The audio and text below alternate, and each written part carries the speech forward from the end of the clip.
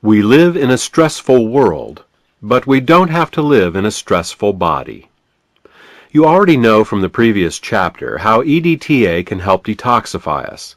In this second part, we will talk about how magnesium, a mineral attached to EDTA and metacardium suppositories, can help us cope with the causes and effects of chronic stress. Before we look at this mineral, let's learn a little more about how stress affects the body. Our nervous system has two settings.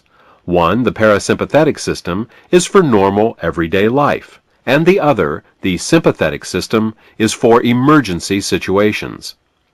You've probably already heard about the emergency system. It's also called the fight or flight system. This is a very ancient system, and it was designed by nature to help us deal with physically dangerous situations. Take a caveman, for instance.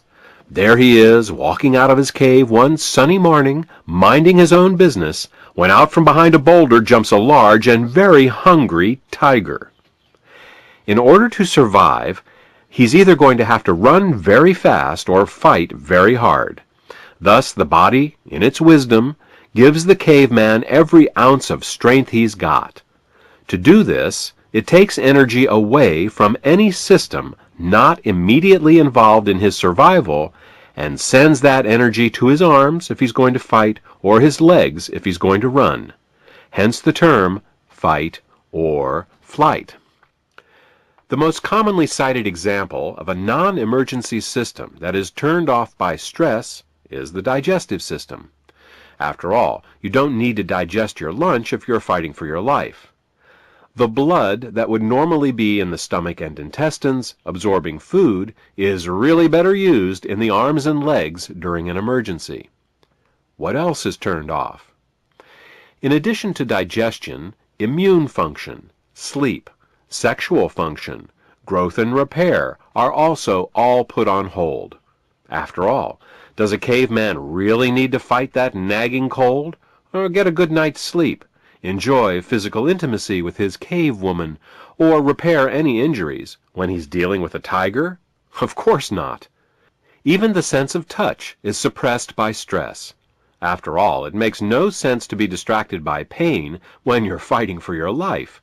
So stress dulls the sense of touch. It's called stress-induced analgesia. These are just a few of the systems that are turned off in response to stress, but the effects don't stop here. Stress also causes blood to clot. Here's how it happens. When the caveman is confronted by a tiger, his body knows that there is a good chance that he will be bitten or mauled and lose some blood. To keep him from bleeding to death, his body, therefore, makes his blood very sticky and on the verge of coagulation. This way, if he's injured, the blood will clot faster, and he might not bleed to death. Unfortunately, sticky, nearly coagulated blood is harder to push through the arteries. This raises blood pressure, and in the long run, can cause a stroke or a heart attack. But remember, the caveman is only trying to survive the next 5 minutes. After he either fends off the tiger or makes his escape, he can calm down, and his body can go back to normal.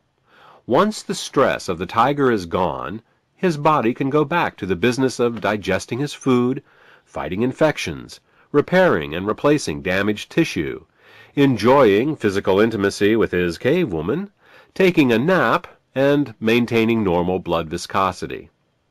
But what would happen if the caveman had to deal with a tiger every hour?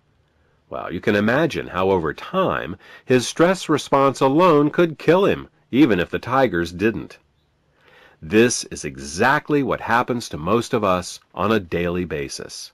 Now, it's true that we don't often face tigers in the 21st century, but there are many other kinds of stresses. Work, family, bills, health concerns, mortgage payments, and traffic jams, to name just a few. All of these are stressors, modern-day tigers, if you will, and they never go away. While a lot of things have changed in the last few thousand years, our response to stress isn't one of them. Our bodies still equate stress with danger. There is only one emergency stress response system, and it doesn't differentiate between a tiger and a traffic jam. The epidemic of digestive, immune, sexual, and cardiovascular disorders added to the prevalence of insomnia only prove the point. Most of us today are suffering from the effects of chronic stress. So, what do we do? The trick isn't to avoid being stressed. That's almost impossible. What we need is to be able to suppress the fight or flight stress response whenever possible. To do this, we need the mineral magnesium. It is magnesium that turns off the fight or flight emergency system. Unfortunately, getting magnesium can be quite difficult. The problem with magnesium began in 1840 when a German scientist named Justus von Liebig discovered that if a farmer put the minerals nitrogen, phosphorus, and potassium back into the soil, he could grow crops on the same piece of land over and over again without needing to rest the earth. This was a big discovery because for the previous 5,000 years, farmers knew that if they planted their crops on the same soil more than a few times in a row, the crops would die. In order to have healthy crops, they needed to rotate their crops among several fields, planting on some and letting others rest and regenerate. What von Liebig showed farmers was how to bypass this important process of regenerating the soil. What von Liebig discovered was artificial fertilizer. Now farmers could plant all of their fields all of the time. Productivity skyrocketed. Unfortunately, von Liebig did not include magnesium in his fertilizer mix. Thus, over time, both the soil and the plants grown in it became extremely magnesium deficient. Since the major source of magnesium in the human diet is from the plants we eat, we too have become magnesium deficient. Truly, you are what you eat, and a nation is only as vital as its soil.